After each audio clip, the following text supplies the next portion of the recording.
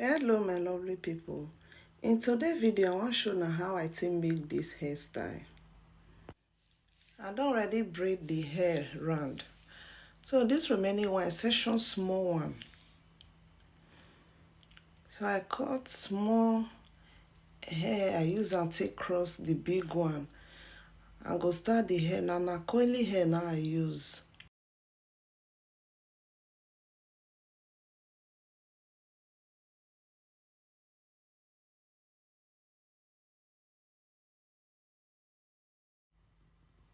I go continue the braid reach where her hair long reach.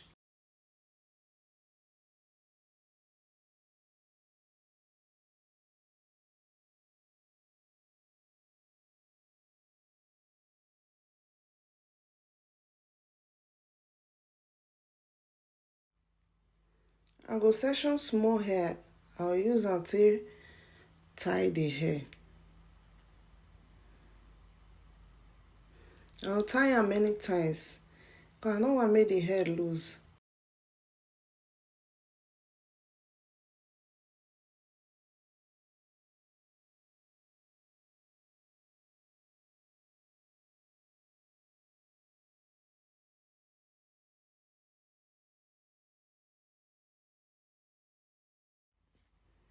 So as I finish that one, I go section another one. I go still braid the hair. The same thing. Now I'll still do now. Thank you for all the support.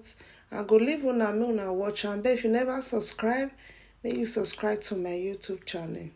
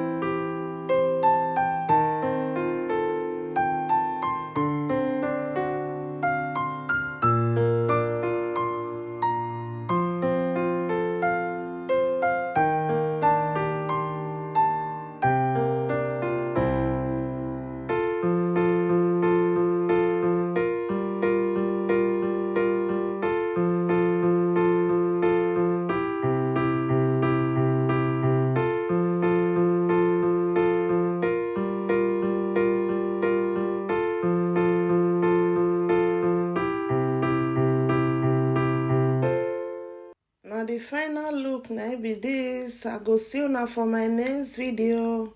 Bye.